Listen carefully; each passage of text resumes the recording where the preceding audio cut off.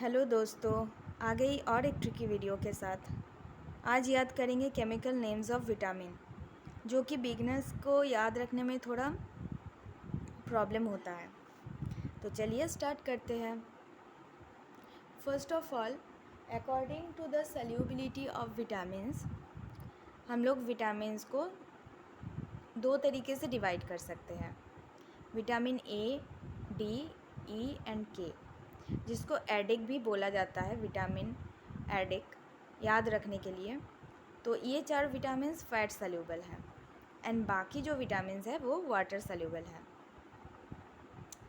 तो vitamin A का chemical name है रेटिनॉल। तो रेटिनॉल को हम लोग कनेक्ट कर सकते हैं रेटिना से, जो कि आँख में इमेज क्रिएट करने में भी हेल्प करता है। तो रेटिना एंड होता है ए से, तो विटामिन ए रेटिनॉल ऐसे याद रख सकते हैं। Then vitamin D, calciferol. Calciferol को हम लोग कनेक्ट कर सकते हैं कैल्शियम से। ऑल्सो विटामिन डी के डेफिशिएंसी के वजह से बोन्स का लॉस होता है एंड बोन्स का एक मेजर कंपोनेंट है कैल्शियम। सो विटामिन डी से ऐसे हम लोग कैल्शियम को रिलेट कर सकते हैं। तो vitamin D calciferol. Then vitamin E tocopherol. Tocopherol को हम लोग टॉफ़ी से कनेक्ट कर सकते हैं, टोको टॉफ़ी, एंड टॉफ़ी के एंड में ई लेटर आ रहा है, तो vitamin E for tocopherol. Then vitamin K, फाइलोक्विनॉन।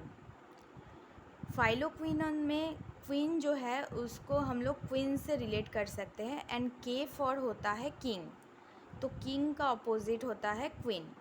तो विटामिन के जब भी हमारे दिमाग में आएगा, के फॉर किंग एंड क्वीनॉन क्वीन, मतलब फाइनोक्विनॉन, तो विटामिन के का केमिकल नेम फाइलोक्विनॉन ऐसे याद रख सकते हैं। देन विटामिन B1, थियामिन या थायमिन भी बोला जा सकता है। तो माइन मतलब अपने से रिलेटेड, मतलब खुद से रिलेटेड जो भी है, ऐसे हम लोग याद रख सकते हैं। तो खुद को हमेशा फर्स्ट प्रेफरेंस देना चाहिए, तो इसलिए B1 मतलब फर्स्ट या पहला, एंड माइन से हम लोग खुद को रिलेट कर सकते हैं। तो first B1, vitamin B1 for thiamine या थियामिन। Vitamin B2, riboflavin. अब हमारे बॉडी में दोनों साइड, मतलब ईच साइड रिब्स होता है, ribs on each side of body. तो राइबोफ्लेविन के रिब्स से हम लोग रिब्स याद रख सकते हैं, और दोनों साइड या बोथ साइड से हम लोग 2 याद रख सकते हैं। तो vitamin B2, riboflavin. Vitamin B3, niacin. तो नियासिन से हम लोग कनेक्ट कर सकते हैं 9 को, नियासिन 9, एंड ये तो सब जानते ही है, टेबल 3 3 9 होता है, तो B3 niacin. Vitamin B5, pantothenic acid. अब पेंटोथेनिक एसिड से हम लोग पेंटा ले सकते हैं। तो पेंटा का मतलब 5 होता है, जैसे होता है ना कि पेंटा, हेक्सा, डेका, तो इस तरीके से हम लोग ये याद रख सकते हैं। पेंटा का मतलब 5, ये तो सब जानते ही है, तो ये इतना मुश्किल नहीं होगा। Vitamin B5, pantothenic acid. Then vitamin B6, pyridoxine. तो यहाँ पे भी 6 एंड डॉक्सिन, मतलब 6 का एक प्रोनाउंसिएशन जैसा कुछ आ रहा है, तो याद रखने में ये भी इतना मुश्किल नहीं होगा। बस 6 के साथ पायरिडॉक्सिन, ये यहाँ पे भी एक 6 का प्रोनाउंसिएशन क्रिएट कर लेना होगा माइंड में।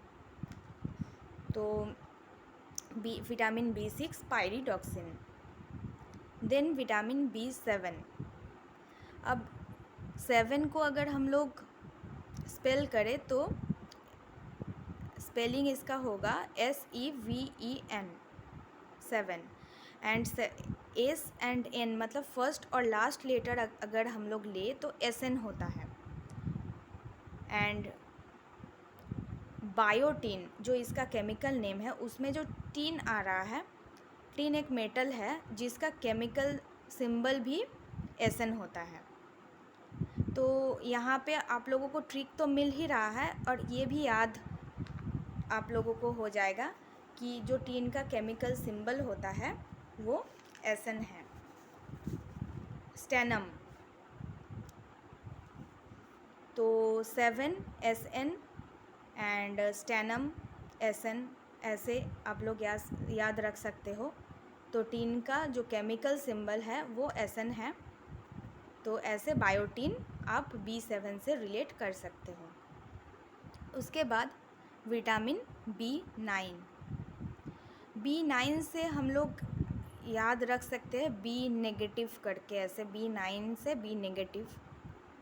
तो जो नेगेटिव रहते हैं या जो नेगेटिव फील करते हैं तो वो फूल होते हैं, मतलब एक तरीके से नेगेटिव नहीं होना चाहिए। तो विटामिन B9 से फॉलिक एसिड, फॉलिक से हम लोग फूल ले सकते हैं याद रखने के लिए। तो जो नेगेटिव रहते हैं या नेगेटिव होते हैं वो फूल बन जाते हैं, या फिर नेगेटिव नहीं रहना चाहिए, ऑलवेज़ बी पॉजिटिव, ऐसे हम लोग याद रख सकते हैं। Then vitamin B12, cyanocobalamin, cyanocobalamin के साथ हम लोग सायनो से सायनाइड रिलेट कर सकते हैं। सायनाइड तो सबको पता है, एक विष होता है, तो जानलेवा होता है जो, तो सायनोकोबालामिन से हम लोग सायनाइड रिलेट कर सकते हैं। तो सायनाइड कोई खा लेगा अगर तो 12 बज जाएगा, ऐसे हम लोग याद कर सकते हैं। तो vitamin B12 cyanocobalamin. And last vitamin है विटामिन C, जिसका केमिकल नेम है एस्कॉर्बिक एसिड। तो एस्कॉर्बिक से हम लोग हिंट ले सकते हैं एरेबिक, एस्कॉर्बिक, एरेबिक। तो एरेबिक एक लैंग्वेज है, ठीक है। तो ये दो तरीके से याद किया जा सकता है, जैसे अरबिक के लास्ट लेटर C है, तो विटामिन C यहाँ से भी याद आप लोग रख सकते हैं। या फिर अरबिक एक लैंग्वेज हुआ, एंड C प्रोग्रामिंग एक लैंग्वेज है, कंप्यूटर एक हाई लेवल लैंग्वेज है, ये तो सबको पता ही है। तो जैसे C प्रोग्रामिंग एक लैंग्वेज है कंप्यूटर का, वैसे ही अरबिक भी एक लैंग्वेज है।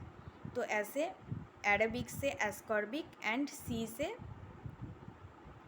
अरबिक भी एक लैंग्वेज है एंड C से मतलब C भी एक लैंग्वेज है, ऐसे आप लोग रिलेट करके विटामिन C, एस्कॉर्बिक एसिड याद रख सकते हो। तो ये रहा आज का वीडियो, एंड प्लीज़ बताइए कि और कौन सी टॉपिक पे ट्रिक चाहिए जो याद करने में थोड़ी दिक्कत होती है। मैं ट्राई करूँगी कि उसको एक सिंप्लीफाई फॉर्म में वीडियो बना के प्रेजेंट करूँ, ताकि वो आसानी से याद हो सके।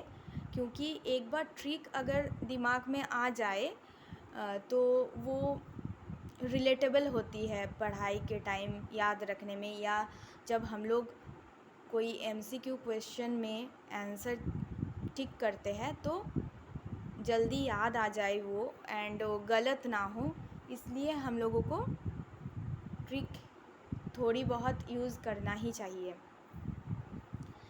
एंड ट्रिक ऐसा कभी नहीं होना चाहिए कि उसको याद रखने के लिए भी ट्रिक चाहिए, या फिर उसको याद रखने के लिए फिर भूल जाते हैं, ऐसा ट्रिक नहीं। ट्रिक थोड़ा मतलब रिलेटेबल भी होना चाहिए और थोड़ी छोटी भी हो, मतलब जो याद रखना ना पड़े, जो याद आ जाए, तो ट्रिक ऐसा ही होता है। एंड होनी चाहिए। तो प्लीज़ आप लोग बताइए कि और कौन से टॉपिक में वीडियो चाहिए जो याद करने में थोड़ा दिक्कत होता है या फिर प्रॉब्लम होता है, कन्फ्यूज़न हो जाता है जब ऑप्शंस आता है। तो ठीक है, आज के लिए इतना ही। Thanks for watching.